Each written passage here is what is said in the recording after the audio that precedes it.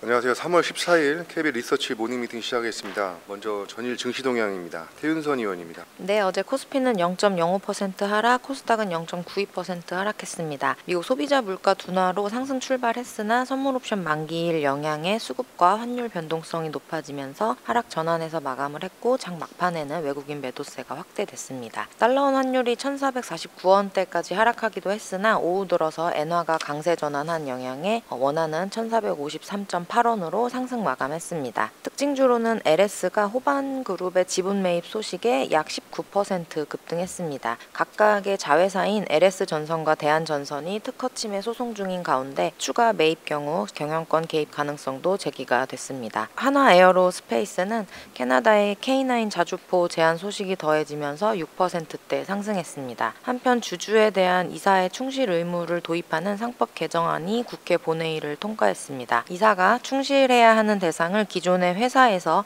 회사 및 주주로 넓히고 상장회사의 전자주주총회 도입을 의무화하는 내용 등이 핵심입니다. 또한 어제 헌법재판소가 감사원장 및 서울중앙지검장을 비롯한 검사 3명의 탄핵 소추를 전원 일치 의견으로 기각시킨 가운데 윤 대통령에 대한 탄핵 심판 선고에도 관심이 집중된 상황입니다. 다음은 미국 증시입니다.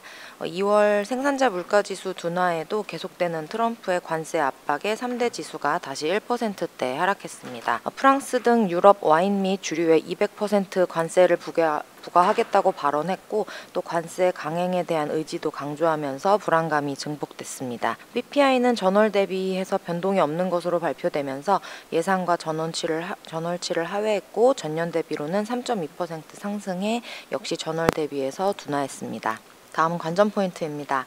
관세 리스크가 점차 완화될 것으로 시장은 기대를 했으나 확대되는 무역 갈등과 경기 침체 불안이 더해지면서 미국 증시의 약세가 지속이 되고 있습니다. 또한 생산자 물가 지수가 둔화했지만 일부 PC 가격 지수를 구성하는 항목들이 상승해 물가 안정에 대한 추가 확인도 필요하겠습니다. 국내 증시는 전일 코스피 약보합 마감하는 등 상대적인 강세가 지속 중이지만 정치 리스크 확대될 수 있는 가능성에 유의할 필요 있겠습니다. 이상입니다. 네, 뉴욕 증시는 트럼프의 관세 전쟁 격화에 반응을 하면서 3대 지수 모두 1% 이상 하락하는 모습이었습니다. 국내 증시도 그 정치 리스크라든지 그런 관세 불확실성으로 당분간은 변동성이 더 이어질 것으로 예상을 합니다. 네, 다음은 글로벌 환율 시장 동향 한번 살펴보겠습니다. 오재영 의원입니다. 네, 최근에 좀 유로화가 중요한 기로에 좀 서 있는 것 같습니다. 좀 좋은 소식이라고 하면 독일에서 재정 지출을 좀 확대할 것으로 예상이 되고 있고 러시아 우크라이나 전쟁 휴전도 유로 지역에는 좀 호재로 작용할 수 있어서 이런 것들이 좀 장기적인 유로화의 약세에서 추세 전환, 즉 강세로 전환할 수 있는지를 좀 지켜볼 필요가 있겠습니다. 트럼프 대통령의 관세 위협 노이즈에도 이제 달러는 2월 이후에 약세를 보이면서 103포인트까지 하락을 했습니다. 이 과정에서 유로화의 강세도 좀 큰 영향을 미친 것으로 보이고 일본 엔화도 미국 경기 침체 우려가 확대되면 엔캐리 트레이드 청산 우려가 좀 올라가면서 거기다 이제 연내 금리 인상 예상으로 연내 140 어느새 140엔 수준까지 하락하면서 달러 약세에 추가적인 동인으로 작용을 하고 있습니다. 관세 전쟁은 계속해서 진행 중인데 지금 미국이랑 캐나다 사이에 좀 갈등이 좀 고조되고 있는 상황이지만 워낙에 이제 관세 전쟁과 함께 미국의 경기 둔화 우려가 이제 금리 인하로 기대로 이어지기 때문에 추가적인 달러 약세로 가능할 것이다라고 판단을 하고 있습니다. 한국의 달러원은 이번 주가 좀 중요한 분기점이 될 것으로 보입니다. 일단 유로화랑 엔화는 강세를 보이고 있는데 원화는 상대적 약세가 지속되고 있고 이는 아무래도 이제 관세 정책에 민감한 수출 및 국내 정치적 불확실성 때문인데요. 일단 산업통상자원부에서 13일에서 14일 미국 워싱턴을 방문할 예정이고 여기다가 탄핵 관련 헌재 결정도 오늘 또는 지연돼도 이번 달 내 선고될 것으로 예상이 되고 있습니다.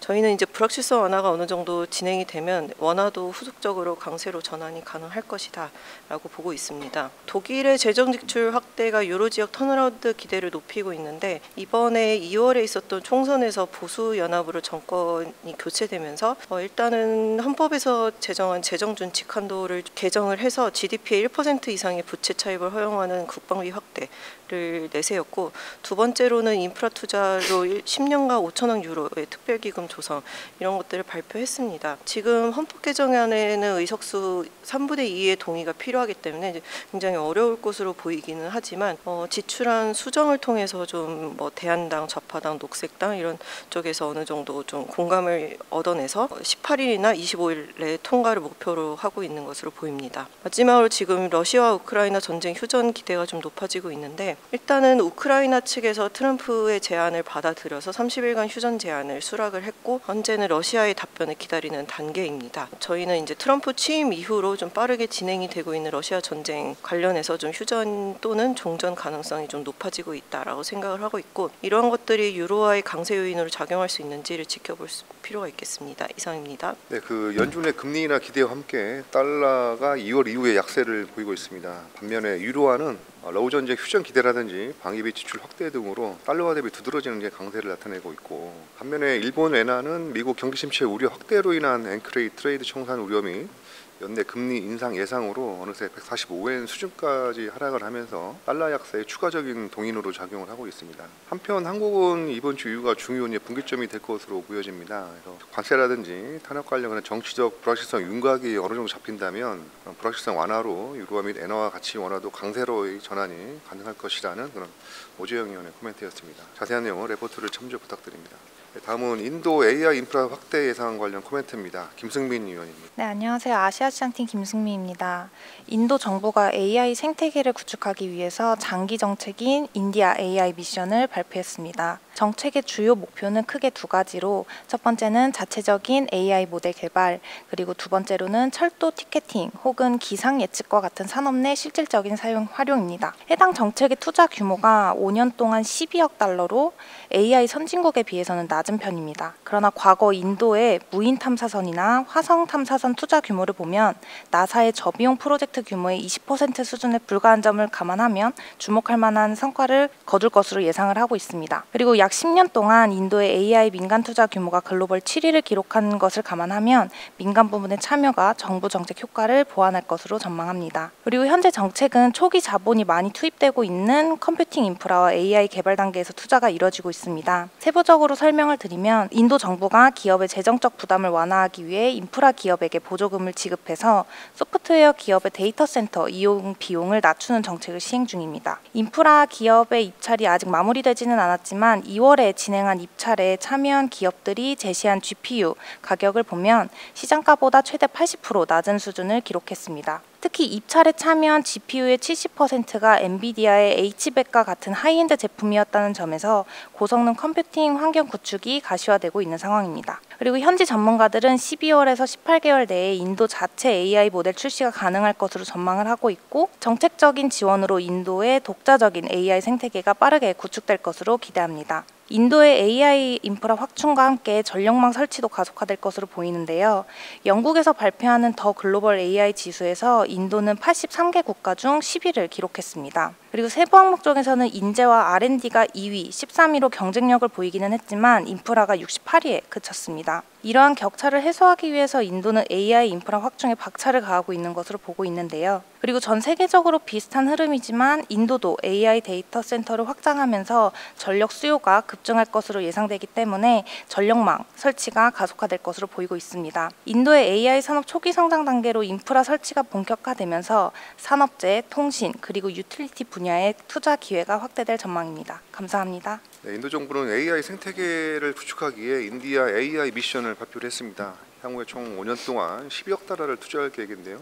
자체적인 AI 모델 개발과 철도 티켓팅, 토양 모니터링, 기상 예측 등 산업 내 실질적인 활용이라고 할 수가 있겠습니다. 따라서 이와 관련해서 AI 밸류체인 좀 부족한 부분, 즉 인프라 투자라든지 스타트업 자금 조달 등을 지원에 대한 정책 효율성 제고가 목표라고 할 수가 있겠습니다. 관련해서 산업재, 유틸리티 등의 수혜가 기대된다는 김승민 의원의 코멘트였습니다. 다음은 정유학 3월달 월간 업데이트 보고서입니다. 전우재 의원입니다. 네, 안녕하십니까. 정유학 업데이트 드리겠습니다. 최근에 유가 같은 경우에는 3월 들어서 크게 하락을 했는데요. 이는 러시아 전쟁 종료 기대감 그리고 이제 오펙이 4월부터 감산 완화를 시도한다라는 뉴스 등이 나오면서 하락을 했던 것 같습니다. 다만 이제 오펙은 유가가 이제 많이 떨어지면 감산 완화를 중단할 것을 암시를 했고, 트럼프 같은 경우에는 계속 유가 하락을 원하고는 있지만 러시아와 원유 수출을 이제 서로 대치하는 관계이기 때문에 러시아산 원유 수출 정상화를 쉽게 허용하지 않을 수도 있기 때문입니다. 이렇게 유가가 하락을 충분히 하고 반등을 하기 시작을 한다면 정유 산업이 이제 다시 투자하기는 좋은 산업이 될 것 같습니다. 그래서 하반기 들어서는 더 좋아질 것이다 라고 기대를 하고 있고요. 정제 시황 자체는 최근 3월 들어서 또 좋아지고 있는데, 이 좋아지고 있는 이유는 계속 가스 가격이 유가 대비해서 강세를 좀 보이고 있기 때문입니다. 가스 제품과 정유 제품은 대체된 관계이기 때문에 가스가 상승하며 정유 제품들이 더 많이 사용이 되고 정제 마진이 개선되고 있는 모습으로 좀 보여지고 있습니다. 화학 같은 경우에는 최근에 의외로 3월부터 마진이 반등을 하고 있는데요. 계속 했던 정유 화학에서 러시아산 원유를 중국이 저가에 받던 효과가 사라지고 있는데, 이거 외에도 최근 PE와 PP 같은 일반 범용 플라스틱 가격이 반등을 하고 있습니다. 이게 어떤 부분이냐면, 미국에서 이제 대량의 저가 PE가 아시아로 유입이 되고 있는데, 중국의 관세를 부과함에 따라서 미국산 PE 수입이 감소하는, 이제 연간으로 봐도 감소할 것 같으니 중국의 가동률이 최근에 회복이 되고 있는 것 같습니다. 미국 수출이 유의미해진 2018년 이후에는 이런 현상이 뚜렷하게 관측이 되고 있고, 아마 올해에 미국산 수입이 감소한다면 소폭 마진이 개선되지 않을까라고 기대를 해봅니다. 두 번째 제품인 PP도 반등을 하고 있는데, 최근에 가스 가격과 이제 LPG 가격이 상승을 하면서 LPG를 집어넣어 프로필렌을 만드는 중국 PDH 설비들 가동이 좀 어려워진 것으로 파악이 되고 있기 때문입니다. 이에 따라서 범용 제품 두 개가 회복이 되며 범용 플라스틱 시장이 좀 개선이 될 수 있을 거다라고 기대를 하고 있고, 이거는 좀 신기한 그래프라서 가지고 왔는데요. 중국 석유화학 수입량을 이제 미국에서 갖고 오는 건데, 그 증가했을 때는 마진이 하락하는 YY로 모습을 보였었고, 수입량이 이제 감소하거나 또 증가 다시 하면 다시 또 이제 NCC 마진이 이에 따라서 변동하는 모습이 보였습니다. 그렇기 때문에 이제 2025년에는 관세 때문에 미국산 수입이 감소한다면 다시 한번 마진은 조금 반등하는 해로 좀 진화하지 않을까라고 기대를 해봅니다. 이상입니다. 네, 그 전쟁 종료 기대감에 급격한 유가 조정을 받고 있습니다. 유가 하락에 따라서 이제 마진도 개선이 되는 상황인데요. 정유 시황은 견조하기 때문에 종전 및 종전 우려에 따른 유가 급락 시 비중 확대가 필요하다는 그런 전우제위원의 의견이었습니다. 네, 다음은 제약바이오 업데이트 보고서입니다. 김혜민 의원입니다. 안녕하십니까. 제약바이오 담당 김혜민 연구원입니다. 오늘은 비만치료제 관련 업황에 대한 숏 코멘트 작성드렸습니다. 첫 번째 이슈입니다. 오리지널 GLP-1 기업들과 제조 전문 약국 그리고 OFA와의 갈등 이슈입니다. FDA는 2월 21일에 세마글루타이드의 쇼테지가 해소되었다고 발표하였고, 이에 따라서 힘센얼스 같은 기업들의 주가는 큰 폭으로 하락을 하였습니다. 제조 전문 약국 또는 이제 OFA와 갈등이 존재하는 이유는 이제 FDA 쇼티지 해소 이후 일정 유예 기간을 거친 다음에 이제 FDA 법률 규제에 따라서 추가적인 제조, 분배, 유통이 불가능해지기 때문입니다. 특히 이제 OFA 같은 경우는 이제 작년 10월 쇼티지 리스트에서 터제파타이드를 제외시킨 유일한 이유가 제조사의 생산 역량 때문임을 지적하면서 FDA를 대상으로 소송을 제기했고, 일라일릴리는 이제 해당 소송건에 대해서 이제 피고로 개입하였고, 지난 3월 6일 텍사스 연방법원은 금지 명령 요청을 거부하면서 소형 제조 전문 약국들에게 즉시 판매 중단, 그리고 대형 시설은 3월 19일까지 판매 중단을 요청한 바 있습니다. 따라서 지금 같은 경우도 이제 노보노디스크도 이런 비슷한 소송을 피고로 개입하고 있어서 시장에 귀추가 쏠리고 있습니다. 두 번째는 이제 로슈와 질랜드 파마의 대규모 계약 그리고 올포글리프론에 대한 이슈인데, 결국에 여기서 핵심은 로슈가 대규모 금액을 쓰고 있어서 총 계약 규모 53억 달러짜리 계약을 체결했고, 지금 시장에서는 릴리 주가이가 개발하고 있는 비펩타이드 경구제형 올포글리프론에 주목하고 있다 정도일 것 같습니다. 따라서 산업 임플리케이션으로는 이제 힘스와 같은 사업 모델을 지닌 기업들이 여전히 주목받을 수 있다가 첫 번째이고, 두 번째 같은 경우는 단순 체중 감량보다는 체중 감량의 퀄리티 그리고 시너지 증폭 등에 집중하고 있다라고 말씀을 드릴 것 같습니다. 국내 관련 기업으로는 한미약품 그리고 바이오텍단에서는 D&D 파마텍을 주목할 필요가 있다라고 말씀을 드릴 것 같습니다. 보다 자세한 내용은 보고서를 참고 부탁드리겠습니다.